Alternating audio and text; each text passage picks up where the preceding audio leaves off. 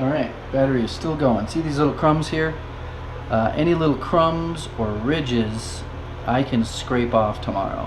But you get to a point where you keep messing with it, trying to get it, you know, ultra perfect, and you just sit there and mess with it for too long. So it'll be wet enough tomorrow that I can just come scrape off the high points, or if I see like a little ridge, a little high point along that back wall there, I can take a knife and scrape that right off. But now I just got a big mess to clean up in here.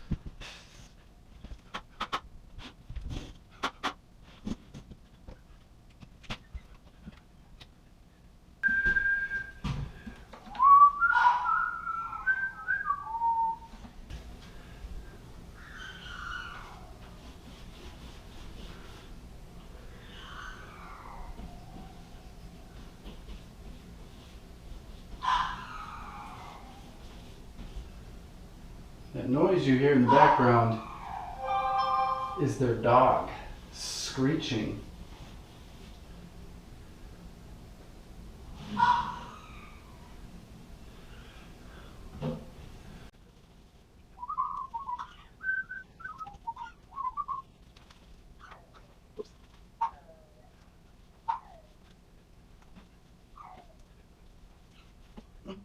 It could be just my experience building homes that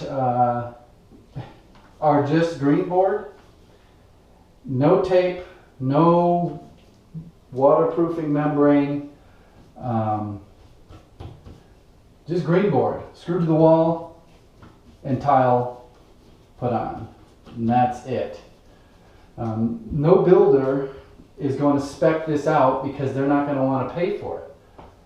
If you have a house that was any sort of production built, it's just not in the budget to do this level of waterproofing. In fact, most of your homes, if you have tile shower, tile tub surround, will not have taped seams. You definitely won't have waterproof taped seams. You might see the tape, but you won't see red guard, blue guard, whatever you want to call it. This is the aqua defense.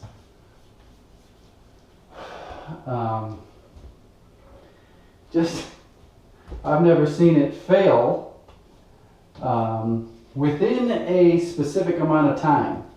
So when I build this specific shower, this is going to stay waterproof for a very, very long time. Why aren't all of them done that way? Because the builder, the contractor, the warranty runs out after a year for workmanship and fit and finish in most areas. A structural warranty is only 10 years.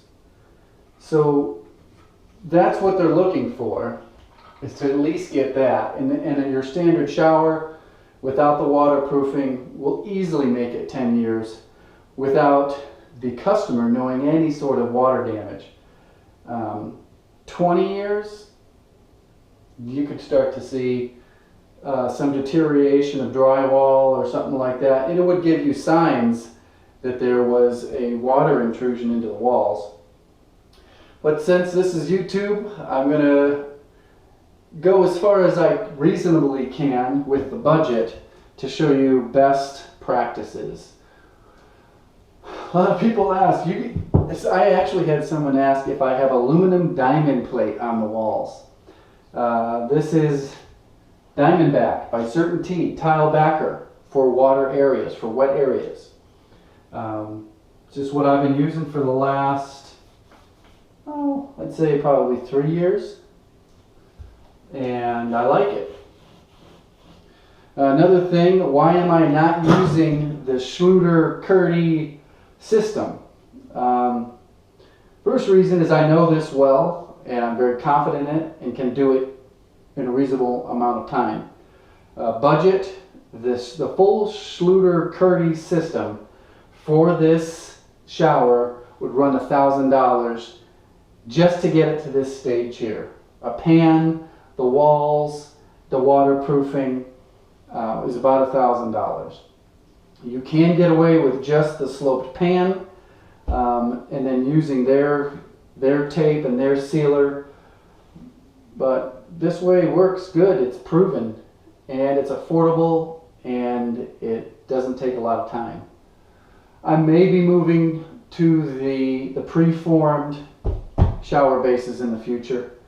I think the next one I have is in a basement, and I'm not sure if they're going to want to do the curb or they're going to want to have a no curb entry, like it's just a gradual slope in, and if it splashes out, it just runs back down. Since it's in a basement and not basements have more humidity, most likely they'll want it contained in the shower, but we'll see. I'll do 3 coats of this over all the screw holes and all the seams.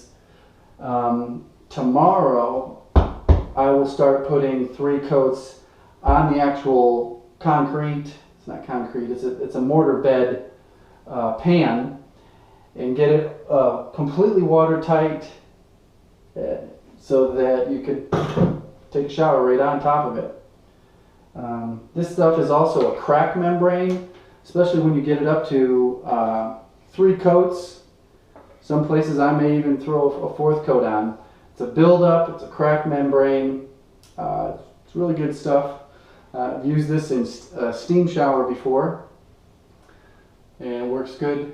The first coat is done, and now I'm going to go get the materials for the floor while this dries.